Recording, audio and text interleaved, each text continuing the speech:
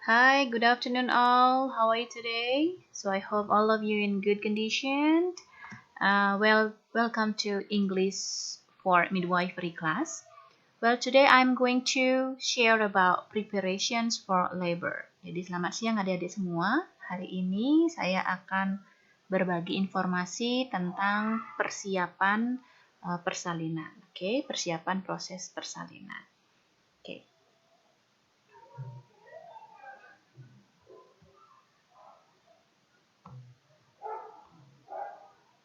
So, what is labor?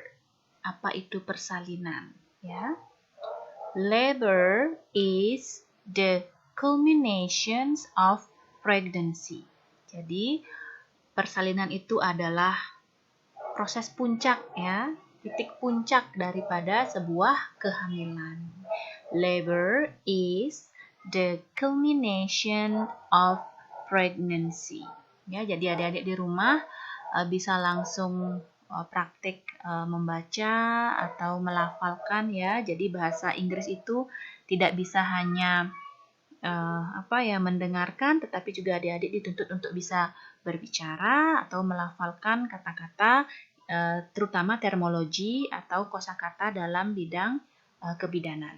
Okay. Next. So here are the vocabularies that I share to you.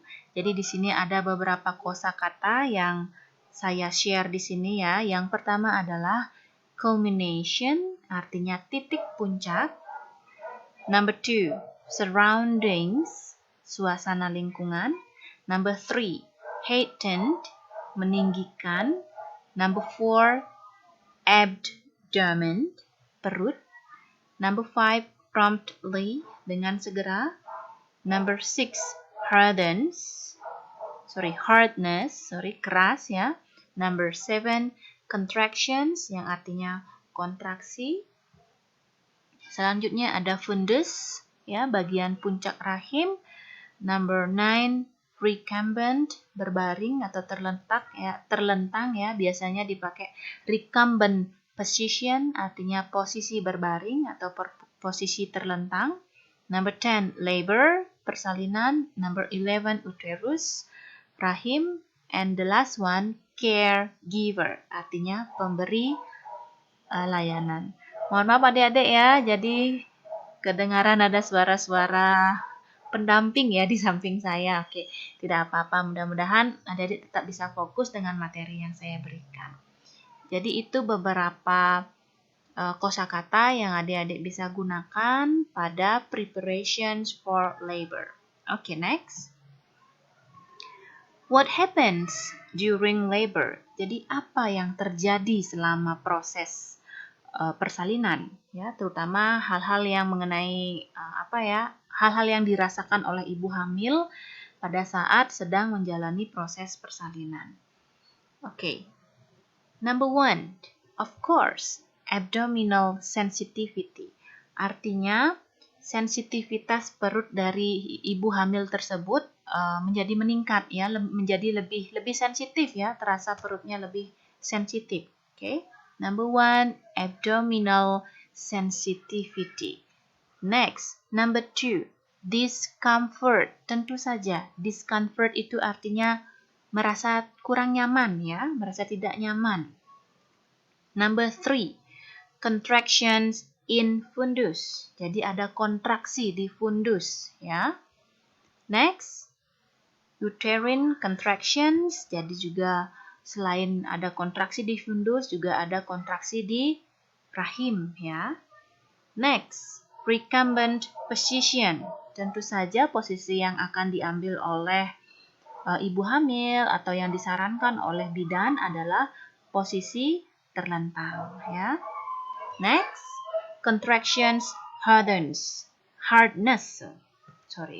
Jadi kontraksinya itu semakin keras dirasakan ya sebelum proses persalinan. Jadi ini hardness ya adik-adik ya. Saya salah ketik tadi, ada mistype. Oke, jadi saya ulangi lagi. What happens during labor? Adik-adik bisa sambil mengucapkan nanti ya. The first one is abdominal sensitivity. Number 2, discomfort. Number 3, contractions in fundus. Number 4, uterine contractions. Next, recumbent position. And the last one is contractions hardness. Okay, so those are the that usually happens during the labor. Next, giving reassurance. Okay, if patient looks afraid of something. Jadi giving reassurance ini adalah memberikan ketenangan ya atau ketentraman ya, kedamaian kepada pasien yang barangkali terlihat takut ya, terlihat cemas pada saat akan menjalani proses persalinan. Jadi seperti apa yang sudah saya jelaskan di topik-topik sebelumnya bahwa midwife is not to to help mother in giving birth, but also they help in planning the pregnancy. They control and check the mother and baby conditions, and they also help the mother during the labor and also give the reassurance. Jadi di sini jika adik-adik nanti menjadi seorang bidan yang profesional ya harus multitalenta sekali ya. Jadi adik-adik harus membantu. Jadi ada pada saat planning atau program kehamilan juga adik-adik bisa membantu ya. Kemudian setelah hamil adik-adik itu bisa membantu mencek ya atau mengkontrol kondisi ibu hamil dan juga bayinya ya. Kemudian adik-adik membantu proses persalinan. Kemudian pada saat proses persalinan berlangsung, ketika pasien terlihat cemas atau takut, adik-adik bisa melakukan beberapa langkah untuk menenangkan hati atau ya sedikit cooling down dari perasaan cemas atau takut dari si pasien. So these are some expressions that you you can say to your patients. Jadi ini kata-kata atau kalimat yang bisa adik-adik ungkapkan kepada pasien. Number 1, we can give you something to help. Ya, jadi kami bisa memberikan pertolongan ya, Ibu, bilang gitu ya. Kemudian number 2, don't worry, nggak usah takut. Number 3, we will help you. Kita akan menolong Ibu. Ya. The last one is we work in a team. Everyone will support you. Jadi kita bekerja dengan tim Ibu. Jadi semua orang bisa memberikan dukungan kepada Ibu. Gitu ya. So those are some expressions. Okay, I will repeat again. We can give you something to help.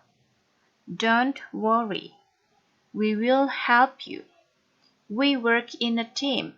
Everyone will support you. So those are expressions in giving reassurance.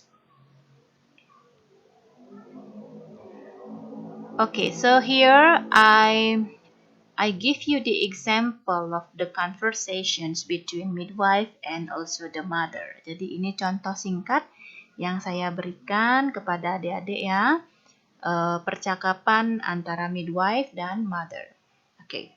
How do you feel about going into labor? I'm a little afraid. That's perfectly normal. Really?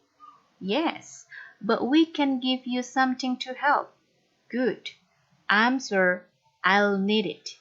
But am I likely to feel any pain? Yes, but we can give you something to help. You just concentrate on delivering a healthy baby. We'll do the rest. Okay. Jadi saya translate sedikit di sini ya, midwife jadi bidannya. How do you feel about going into labor? Apa yang ibu rasakan ya pada saat akan menjalani proses persalinan? Kemudian si ibu ya menjawab, I'm a little afraid. Saya sedikit takut. That's perfectly normal. Wah, itu sangat normal ya. Benarkah? Really? Yes, but we can give you something to help. Ya, tetapi kami akan memberikan pertolongan. Kemudian mother, good, I'm sure I'll need it. Bagus, tentu saja saya akan membutuhkan itu. But am I likely to feel any pain? Tapi apakah saya akan merasakan rasa sakit? Ya, tetapi kami akan memberikanmu pertolongan.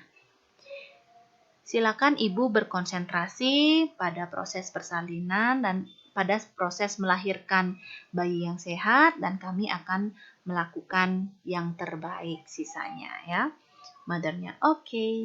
Jadi di sini jika adik-adik nanti membantu proses persalinan, tipsnya adalah jangan panik. Jika adik-adik melihat pasien panik, cemas atau takut, silakan berikan reassurance, berikan kalimat-kalimat tadi. Don't worry mother ya. Tapi kalau ketemu pasien orang Indonesia nggak apa-apa ya, adik-adik mungkin dengan lugas dan gamblang bisa memberikan hal-hal yang bisa menenangkan hati. Tapi kalau bertemu dengan tamu bule ya, dengan pasien bule, adik-adik bisa bilang, don't worry, bilang gitu ya. Kemudian that's perfectly normal ya. Ungkapan-ungkapan yang sudah saya berikan tadi. We will give you the help, okay? Everyone will support you. We will help you. Jadi kata-kata ini yang bisa adik-adik ungkapkan.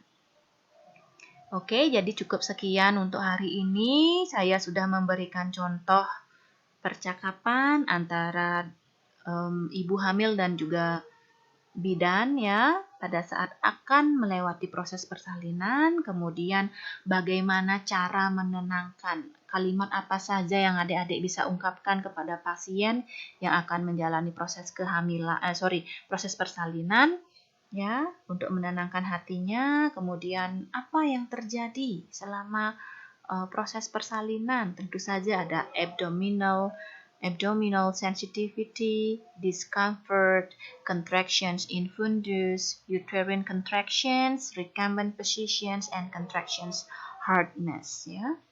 Saya juga memberikan beberapa vocabulary yang bisa adik-adik gunakan pada preparations in labor ya. Oke. Jadi ini saya ulangi. Okay, so I think that's all about our material today, preparations for labor. Jadi cukup singkat, tetapi saya mohon adik-adik juga mencatat di buku catatan dan dipelajari. Barangkali nanti jika ada waktu minggu depan saya akan berikan tes review ya, terkait dengan materi-materi yang sudah saya share. Oke. Jika ada pertanyaan, jika ada kendala, jangan sungkan-sungkan untuk chat saya ya. Jika tidak ingin di grup, silakan chat personal ke saya. Okay? So I think that's all for today. I hope this topic is beneficial for you. Selamat belajar, jaga kesehatan ya. Sampai jumpa di pertemuan selanjutnya. Have a nice day and bye-bye.